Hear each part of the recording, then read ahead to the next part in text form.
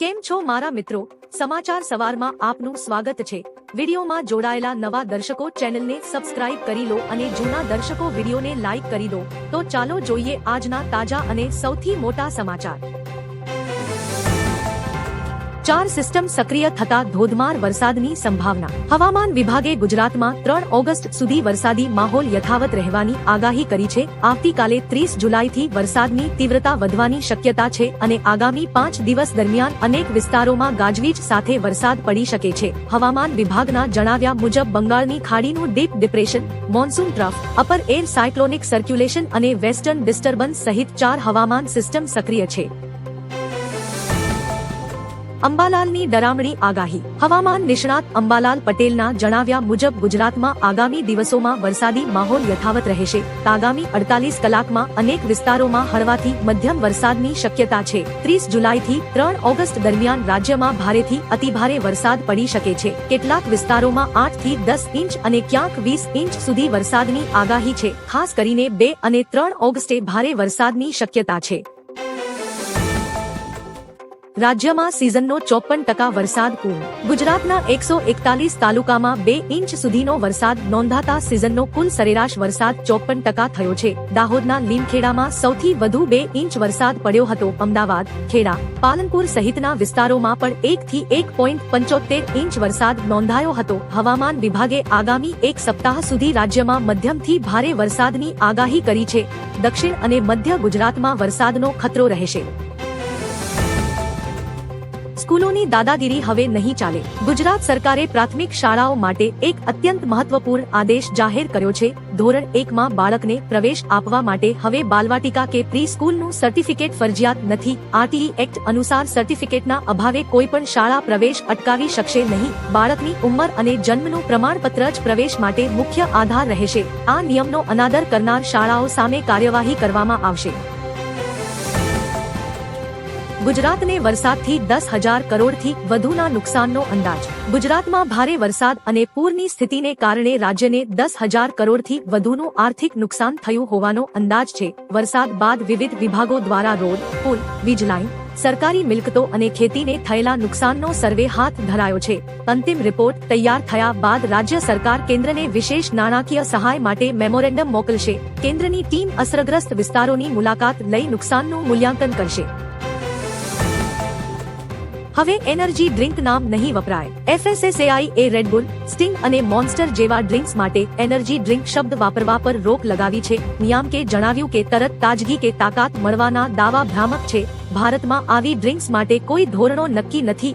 FSSAI એ કંપનીઓને 90 દિવસમાં આ નામ અને ભ્રામક દાવાઓ લેબલ પરથી હટાવવાનો કડક આદેશ આપ્યો છે। ગુજરાત સરકારનો મોટો નિર્ણય। મુખ્યમંત્રી ભૂપેન્દ્ર પટેલે એક મહત્વપૂર્ણ નિર્ણય લીધો છે। હવે સરકારી જમીન ફાળવણી પ્રક્રિયા ઝડપી બનાવવા માટે જિલ્લા કલેક્ટર અને ડીડીઓની નાણાકીય સત્તા મર્યાદામાં નોંધપાત્ર વધારો કરાયો છે।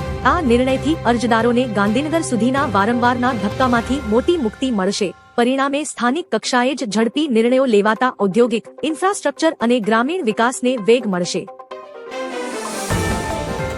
મોદી સરકારે બનાવ્યો નવો નિયમ। કેન્દ્ર સરકારે ખર્ચ ઘટાડવા અને વાહનોનો દુરુપયોગ રોકવા એક અધિકારી એક સરકારી કાર નીતિ લાગુ કરી છે। નાણાં મંત્રાલયના નવા આદેશ મુજબ અન્ય મંત્રાલય, વિભાગ, PSU કે સ્વાયત્ત સંસ્થાનો વધારાનો ચાર્જ સંભાળતા અધિકારીઓને પણ બીજી સરકારી ગાડી નહીં મળે। હવે દરેક અધિકારી માટે માત્ર એક જ સરકારી કારની વ્યવસ્થા રહેશે।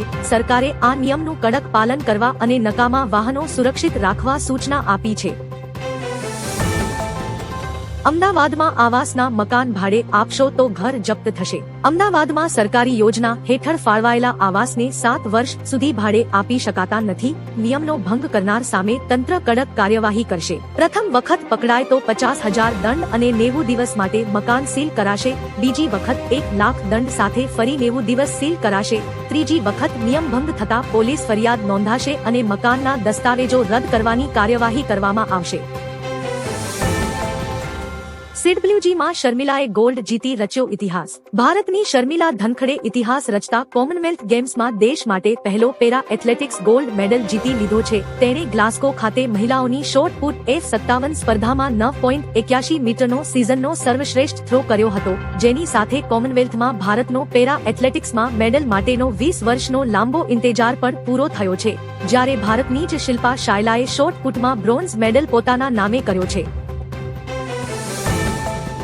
E20 ફ્યુઅલમાં મારી કોઈ ભૂમિકા નથી। કેન્દ્રીય મંત્રી નીતિન ગડકરીએ બોમ્બે હાઈકોર્ટમાં દાવો કર્યો છે કે E20 ઇથેનોલ બ્લેન્ડેડ પેટ્રોલ કાર્યક્રમ સાથે તેમને કોઈ સંબંધ નથી। તેમણે આરોપ લગાવ્યો કે AI થી બનેલા ડીપફેક વિડિયો અને સોશિયલ મીડિયા કન્ટેન્ટ દ્વારા તેમને અને તેમના પરિવારને ગેરકાયદે આર્થિક લાભ મેળવવા અંગે ખોટી રીતે જોડવામાં આવી રહ્યા છે। આ મામલે હાઈકોર્ટે ગડકરીને કેસ દાખલ કરવાની પરવાનગી આપી દીધી છે। આસામ પૂર પર પીએમ મોદીની સમીક્ષા બેઠક। આસામમાં ગંભીર પૂર વચ્ચે વડાપ્રધાન નરેન્દ્ર મોદીએ રાજ્યના સાંસદો સાથે સમીક્ષા બેઠક યોજી હતી। તેમણે કહ્યું કે કેન્દ્ર સરકાર પૂરગ્રસ્ત લોકોને મદદ માટે આસામ સરકાર સાથે મળીને કામ કરી રહી છે।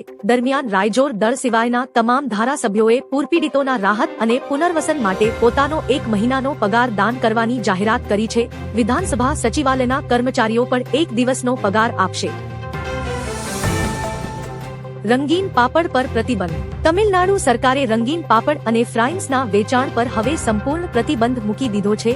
રાજ્યના ફૂડ સેફ્ટી ડિપાર્ટમેન્ટના ચેકિંગ દરમિયાન જાણવા મળ્યું હતું કે આ પાપડ બનાવવા માટે જોખમી સિન્થેટિક રંગોનો મોટા પાયે ઉપયોગ કરવામાં આવી રહ્યો હતો। આ કેમિકલ કિડની અને લીવરને ભારે નુકસાન પહોંચાડી શકે છે અને ખાસ કરીને નાના બાળકોના આરોગ્ય માટે અત્યંત ખતરનાક છે। પાક નુકસાનના વળતરની માંગ, કિસાન સંઘનો સીએમને પત્ર। રાજ્યમાં ભારે વરસાદથી ખેડૂતોના પાકને થયેલા નુકસાનને લઈને ભારતીય કિસાન સંઘે મુખ્યમંત્રી ભૂપેન્દ્ર પટેલને પત્ર લખ્યો છે। સંઘે નુકસાનનો ઝડપી સર્વે કરાવી અસરગ્રસ્ત ખેડૂતોને તાત્કાલિક વળતર ચૂકવવાની માંગ કરી છે। જમીન ધોવાણ અને ખેતરોના પુનઃનિર્માણ માટે વિશેષ સહાય પેકેજ, જમીન પુનઃ સ્થાપિત કરવા તેમજ પાણીના વહેણમાં આવતા અવરોધો દૂર કરવા કાયમી આયોજનની રજૂઆત કરવામાં આવી છે। વરસાદ વચ્ચે મોકૂફ જીપીએસસી પરીક્ષા 1 ઓગસ્ટે યોજાશે। ગુજરાતમાં ભારે વરસાદની સ્થિતિને કારણે 26 જુલાઈએ મોકૂફ રાખવામાં આવેલી જીપીએસસીની પરીક્ષા હવે 1 ઓગસ્ટે યોજાશે। જીપીએસસીના નવા કાર્યક્રમ મુજબ પરીક્ષા બપોરે 3 વાગ્યે શરૂ થશે। 34 વિવિધ વર્ગોની ભરતી માટે યોજાનારી આ પરીક્ષા વરસાદ અને માર્ગ વ્યવહારની સ્થિતિને કારણે મુલતવી રાખવામાં આવી હતી। નવી તારીખ જાહેર થતા ઉમેદવારોને તૈયારી માટે વધારાનો સમય મળ્યો છે। સંસદમાં પેપર લીક મુદ્દે હોબાળો થતા ફરી સ્થગિત। સંસદમાં ભારે વિરોધ અને હોબાળા વચ્ચે લોકસભા તથા રાજ્યસભાની કાર્યવાહી બપોરે 2 વાગ્યા સુધી સ્થગિત કરવામાં આવી હતી। સ્પીકર ઓમ બિરલાએ ગૃહને શાંતિપૂર્ણ ચાલવા દેવા અપીલ કરી હતી, જ્યારે વિપક્ષે ચર્ચાની માંગણી કરી હતી। બપોરે 2 વાગ્યે પેપર લીક સંબંધી પબ્લિક એક્ઝામિનેશન સુધારા વિધેયક 2026 પર ચર્ચા થશે। આ ચર્ચા માટે 6 કલાકનો સમય નક્કી કરાયો છે, જેમાં રાહુલ ગાંધી ભાગ લેશે। જેન જી રીલ્સ પર કંગનાનો આકરો પ્રહાર। ભાજપ સાંસદ અને જાણીતી અભિનેત્રી કંગના રનૌતે દિલ્હીના જંતર મંતર ખાતે સીજેપીના નેતૃત્વમાં થયેલા વિદ્યાર્થી આંદોલન પર આકરી પ્રતિક્રિયા આપી છે। પોતાની ઇન્સ્ટાગ્રામ સ્ટોરીમાં તેણે આ પ્રદર્શનની વાયરલ રીલ્સને ખરાબ ગણાવી હતી। કહ્યું કે મેં મારી આખી જિંદગીમાં એક ફ્રેમમાં આટલું ખરાબ કન્ટેન્ટ ક્યારેય નથી જોયું। આ લોકોને કોણ જન્મ આપી રહ્યું છે?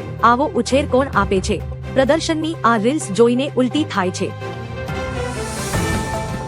દિલ્હીમાં વધુ એક આંદોલન, 4 ઓગસ્ટે સંસદ ઘેરવાની તૈયારીમાં। દિલ્હીના વિવિધ ટ્રાન્સપોર્ટ સંગઠનોએ E20 પેટ્રોલના ફરજિયાત ઉપયોગ સામે વિરોધ નોંધાવ્યો છે।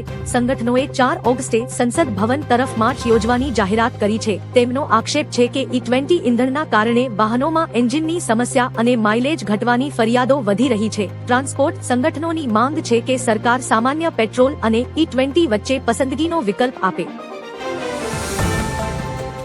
આંદોલન અંગે સુપ્રીમ કોર્ટનો મોટો આદેશ। પેપર લીક વિરોધ પ્રદર્શન મામલે સુપ્રીમ કોર્ટે મોટો આદેશ આપ્યો છે। અદાલતે દેશભરમાં પ્રદર્શનકારી વિદ્યાર્થીઓ સામે કોઈપણ કડક કાર્યવાહી કરવા પર સ્ટે મૂક્યો છે અને કસ્ટડીમાં લેવાયેલા તમામ સગીરોને તાત્કાલિક મુક્ત કરવા તાકીદ કરી છે। ચીફ જસ્ટિસની બેન્ચે પોલીસ દ્વારા થયેલા વધુ પડતા બળપ્રયોગની સ્વતંત્ર તપાસ કરાવવાની વાત કહી છે। જો કે ગુનાહિત ભૂતકાળ ધરાવતા તત્વોને આ સ્ટેનો લાભ મળશે નહીં। ઈરાનની સૈન્ય તાકાત તબાહ। વિનંતી કરે છે. ડોનાલ્ડ ટ્રમ્પે ઈરાની સૈન્ય તાકાતને સંપૂર્ણપણે નબળી પાડ્યાનો દાવો કર્યો છે. તેમણે જણાવ્યું કે હવે ઈરાન વાતચીત કરવા ઈચ્છે છે અને બંને દેશો વચ્ચે કરારની શક્યતા પણ બની શકે છે. હાલ બંને દેશો વચ્ચે મુલાકાતો પણ થઈ રહી છે.